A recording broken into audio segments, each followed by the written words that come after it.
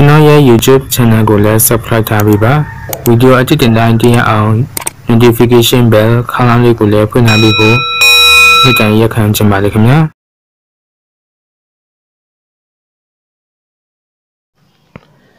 ဟုတ်ကဲ့အားလုံးပဲမင်္ဂလာပါခင်ဗျာ PK Entertainment YouTube channel ဒုတိယတက်ဆောင် channel ကနေပြန်လည်ကြိုဆိုလိုက်ပါတယ်ဒီကနေ့မှာပေါ့နော်မိတ်ဆွေတို့ကိုဒီ YouTube ပေါ်မှာဗီဒီယိုတင်နဲ့ထားပါတော့ဗျာကျွန်တော်ဒီmonetization ရှောက်တဲ့အခါမှာပေါ့နော်ရှောက်ပြီးတော့လည်းကျွန်တော်ဒီဗီဒီယိုတွေကြဒေါ်လာတွေ monetization တွေဖွင့်ကြပါတော့အဲ့ဒီများတော့အပြည့်ကျဒေါ်လာတွေကကြတော့ဝါနေရပါတော့ညီတာမဟုတ်ဘူးညီတာပုံမှန်ညီတာအပြည့်ကျတော့ copyright claim နေမိတာကြတော့ကျွန်တော်ဒီပြန်ဖြေရှင်းလို့ရတယ်ဒါမလိုအပ်တဲ့ဒီအစိပ်ပိုင်းလေးတွေကိုအတန်လေးတွေကို mute လုပ်လိုက်ရရပေါ့နော်ဒါပေမဲ့အခုဟာကျတော့ဒေါ်လာလေးကိုဝါနေရပေါ့နော်ဒေါ်လာလေးကိုဝါနေရဆိုရင်ကျတော့ဒါအတကဒီ limited ဖြစ်နေပေါ့နော်ပေါ်ချင်းပေါ်မယ်မပေါ်ချင်းလည်းမပေါ်အကန့်အသတ်ရှိရပေါ့နော်ဒီလိုမျိုးရှိနေပါတယ်ဒါဘယ်လိုဖြစ်ဒေါ်လာစိမ့်လာဘယ်လိုဖြစ်ရှင်းရမလဲဆိုရင်ကျွန်တော်ဒီနေ့ message တော့လာပြီးတော့ပြောပြပြီးတော့ပါမယ်ကျွန်တော်ဒီနေ့ပြောပြမယ့်နီလန်းကတော့90ရာခိုင်နှုန်းကတော့တေချာတယ်90ရာခိုင်နှုန်းတော့မတေချာပေါ့နော်တေချာချင်းဒါတော့ message တို့ရဲ့ဒီဗီဒီယိုတင်တဲ့ဒီဒေါ်လာဝါနေတဲ့ဒီအစိပ်ပိုင်းလေးကိုတက်နေဖြစ်ပေါ့နော်ဒါမှမဟုတ်ဒီဗီဒီယိုထဲမှာလည်းပါတဲ့ content တွေဖြစ်သူFacebook advertisement friendly guideline နဲ့မကိုက်ညီတဲ့အရာတွေကျွန်တော်တွေကတေချာလေးပြန်ကြည့်ရပြန်ဖယ်ထုတ်ရမှာပေါ့နော်ဒါပေမဲ့အခုကျွန်တော်ပြောပြမယ့်နီလန်းကကြတော့90ရာခိုင်နှုန်းလောက်ပဲတေချာဆိုတော့ရရင်လည်းရတယ်မရရင်လည်းမရဘူးဒါပေမဲ့ကျွန်တော်စမ်းကြည့်တဲ့လောက်ကတော့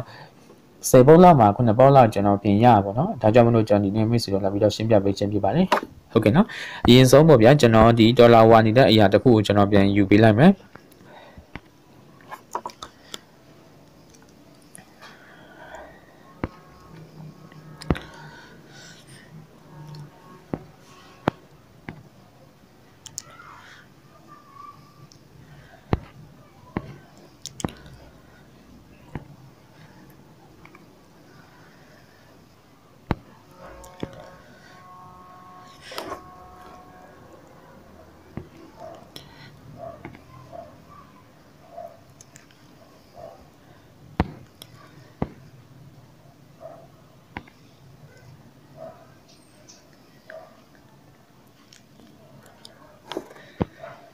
ဟုတ်ကဲ့ပေါ့နော်ဒီလိုနေရာမှာဆိုရင်ကျွန်တော်ကဗီဒီယိုတင်လိုက်တယ် Ori2 အချင်းချစ်တို့ချင်းဖုန်းအဝပြော package လေးတွေပေါ့နော်ဗီဒီယိုကောင်းစီတော့တာပေါ့နော်ဒါပေမဲ့သူရဲ့ဒီဘေးနားလေးမှာကျတော့ဒီမှာခါလေးနော်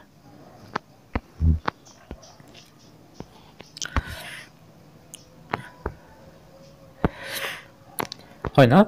ဘေးနားလေးမှာဒေါ်လာတွေကအခုဒီလိုမျိုး add က suitability ပေါ့နော် suitability မှာဒီက limited ပြနေပါတယ်ဒီမှာပေါ့နော်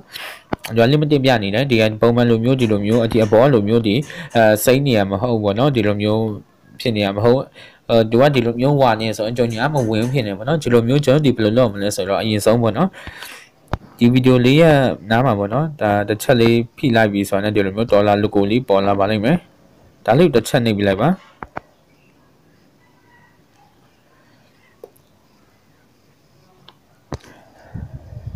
ဟုတ်ကဲ့ပါနော်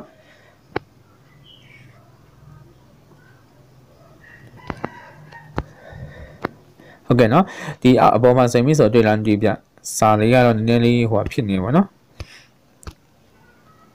နေရာမှာပါနော်စာလေးတွေကဒီလိုဖြစ်နေပါတယ်ဒါမိတ်ဆွေတွေ့လာကြည့်ပြကျွန်တော်ချက်ပြပေးမယ်ဒီကပေါ့နော်ရေးထားတာဒါတော့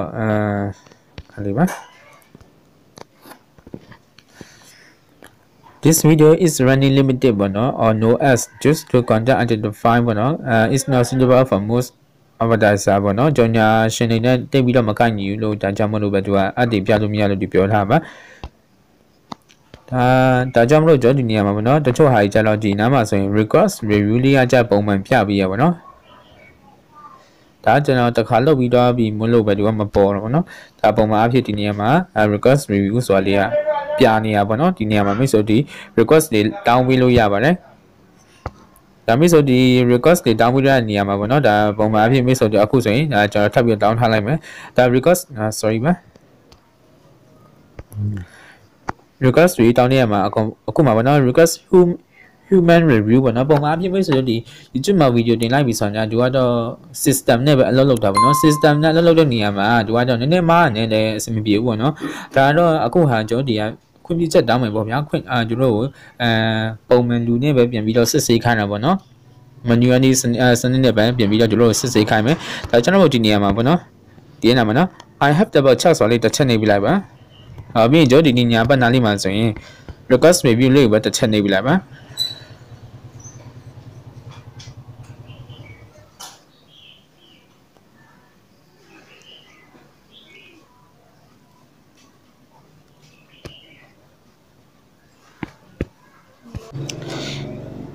ဟုတ်ပြီအခုမိတ်ဆွေတို့ဒီ request review လေးကိုနှိပ်လိုက်ပြီးဆိုတော့အခုမှကျတော့တို့ဒီလိုမျိုးစာလေးပြန်ပေါ်လာပါနော် This video is being reviewed to determine whether it's suitable for most of our data ပေါ့နော်ဒါဒီ video ကတော့ review ဖြစ်နေရပေါ့နော်ဒါဆုံးဖြတ်ဒီလိုဆုံးဖြတ်ပြီးလိုက်မယ်ဒီကျွန်တော်ဒီ our data ဒီနဲ့ဒါကိုက်ညီမှုရှိမရှိပေါ့နော်ဒါတင်လောမှုရှိမရှိတို့ဒီhuman စနစ်နဲ့ပဲတို့ဒီမန်နျူစနစ်နဲ့ပဲတို့ဒီပြန်ပြီးတော့စစ်ဆေးမှာပေါ့နော်လူကိုယ်တိုင်ပြန်ပြီးတော့ဒီဗီဒီယိုစစ်ဆေးပေးပါလိမ့်မယ်ဒါဆိုရင်ကျတော့ဒါဒုတိယအခွင့်အရေးပေါ့နော်လူနဲ့တို့ကိုယ်တိုင်ဝန်ထမ်းဒီနဲ့ဆက်လို့မှဒါဒီတင်လို့တယ်ဆိုရင်ဒါဒီလိုမျိုးစာတော့ဒီလိုမျိုးကြားလာပါလိမ့်မယ် sorry ပါ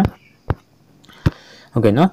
ကျွန်တော်ဆိုရင်10 bullet မှာ9 bullet ကျွန်တော်ပြင်ရပါဘောနော်ဒါဒီလိုမျိုးမှာဆိုရင်ဒီမှာပေါ့နော်ဒါ February 5 ရက်နေ့တုန်းကပေါ့နော်February 9 ရက်နေ့တုန်းကဒါကျွန်တော်ဒီတင်လိုက်တဲ့ဗီဒီယိုတစ်ခုမှာဒီကချက်ချင်းကိုဒီ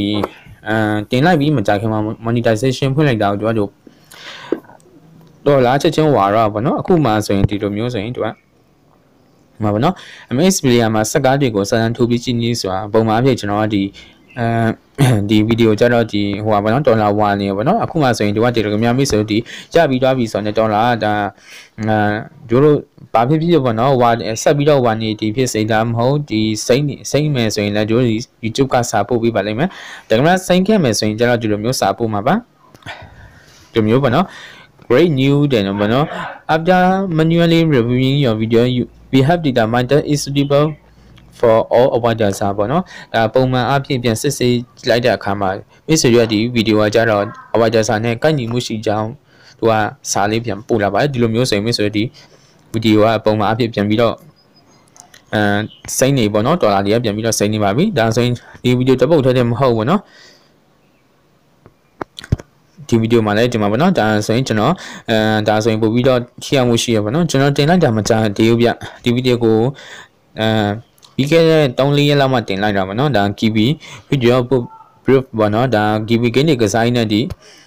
ဒေါ်လာအမှန်ကရတဲ့ဂိမ်းပေါ့နော်ဒါသူ့ဘာသာသူ system စနစ်နဲ့ပဲတို့ကဒီကျွန်တော်ဒီဗီဒီယိုကိုကျွန်တော်ဒီဒေါ်လာ limited ဖြစ်သွားပါပေါ့နော်ဒါအကြောင်းမို့လို့ကျွန်တော်ပြန်ပြီးတော့တပတ်ချက်ပြန် human စနစ်ပဲတို့ဒီဝန်ထမ်းတွေပြန်စစ်ဆေးခိုင်းတဲ့ချိန်မှာဒါ great news အနေနဲ့တို့ဒီဒေါ်လာတင်လားဒေါ်လာကပြန်စိမ့်သွားပါပေါ့နော်ဒါကညီမှုရှိကြောင်းပေါ့နော်ဝါကြဆိုင်နေကညီမှုရှိကြောင်းဒီလိုမျိုးစာပြန်ပို့လာပါတယ်ဒါကြလို့များကညီမှုမရှိဘူးဆိုရင်ဒီလိုမျိုးစာပေါ်လာပါနော်ဒီမှာခံလေးနော်ဒီမှာဆိုရင်ကျွန်တော်ပေါ့နော် channel မြန်မာမှာကျွန်တော်ဒီစက်ကောင် download နည်းဗီဒီယိုလေးကျွန်တော်တင်လိုက်တယ်ဒါပေမဲ့တို့ကဒီလိုမျိုးစာပို့လာပါလေဒါပေမဲ့ဒေါ်လာဝါတော့ချိန်ကြတော့ကျွန်တော်တစ်ခါပြန်ပြီးတော့တို့စစ်ဆေးခိုင်းတာပေါ့နော်တစ်ခါစစ်ဆေးခိုင်းနေမှာစာဒီလိုမျိုးကြလာပါလေAfter manually reviewing your video, we have confirmed that it's not suitable for all of our data. As a result, it will continue to run limited or no ad. The video counting line the ပုံမှန်စစ်ဆေးလိုက်ခြင်းတဲ့အခါမှာပေါ့နော်ဒီတို့ကဆုံးဖြတ်လိုက်တာပေါ့နော်ဒါကျွန်တော်ရဲ့ဒီ avatar စနစ်ကညီမှုမရှိကြဘူးပေါ့နော်ဘာကြောင့်ကညီမှုမရှိလဲဆိုတော့ကျွန်တော်တင်ပြီးတလောက်ပေါ့နော်ကျွန်တော်ဒီကျွန်တော်တွေ့ကြုံရတော့ဒီchannel မြန်မာဒီလိုမျိုးမှာကျတချို့ website တွေဖြစ်ပါညာဖြစ်ပေါ့နော်တို့ကဒီ website မှာတင်တို့ကကြော်ညာပါပြီးသားဗျာကြော်ညာပါပြီးသားကိုကျွန်တော်ထပ်ပြီးတော့ကြော်ညာတော့ပြရင်ဆိုရင်အဲ့လိုမျိုးအဆင်မပြေလို့ဘူးလို့ပဲကျွန်တော်ထင်တာပေါ့နော်ဒါကျွန်တော်အမြင်ရပါနော်ကြော်ညာပါပြီးသား website တွေကိုကျွန်တော်ဒီဗီဒီယိုတင်တဲ့အခါမှာဒီ monetization နဲ့ဒီဖွင့်တော့မယ်ဆိုရင်များတော့မိကြ limited ကြရလို့ကျွန်တော်မြင်တယ်ကျွန်တော်မှာဆိုရင်ဒီ website မှာပုံမှာပေါ့နော်စက်ကားဒီ download နည်းပေါ့နော်ဒါကျွန်တော်ပြန်တင်ထားတယ်ဒါပေမဲ့အဲ့ဒီဗီဒီယိုမှာလည်း limited ကြနေရပေါ့နော်အခု channel မြန်မာမှာကျတော့လေသူ့ဘာတော့သူစက်ကားတွေ download ရပြီမဲ့ကျွန်တော်အပ်တွေကချို့ hijack တွေကပုံမှန်ဒီ site မှာပေါ်နေရပေါ့နော်ဒါကိုကျွန်တော်ထပ်ပြီးတော့ထည့်မယ်ဆိုရင်သူကအဆင်မပြေဘူးပေါ့နော်ဒါကြောင့်မလို့ကျွန်တော်မြင်တာပေါ့နော်ဒါကတော့ကျွန်တော်အမြင်တက်ပါမိတ်ဆွေတို့ရဲ့ထင်မြင်ချက်များကိုလည်းကျွန်တော်ဒီ comment မှာပြပြလာပြီးတော့မှတ်ပေးနိုင်ပါတယ်ဟုတ်ကဲ့ဒီဗီဒီယိုလေးနဲ့ပတ်သက်ပြီးမိတ်ဆွေတို့မရှင်းတာလေးရှင်းကျွန်တော်ဒီ comment မှာပြလာပြီးတော့မေးမြန်းနိုင်ပါတယ်ကျွန်တော်ဒီ channel ကိုလည်း subscribe ပေးနေအားပေးပါအောင်နော်နောက်ဗီဒီယိုမှာပြန်လည်ဆုံတွေ့ကြအောင်ဗျအားလုံးပဲမင်္ဂလာရှိတော်နေ့လေးပြပါစေဗျာ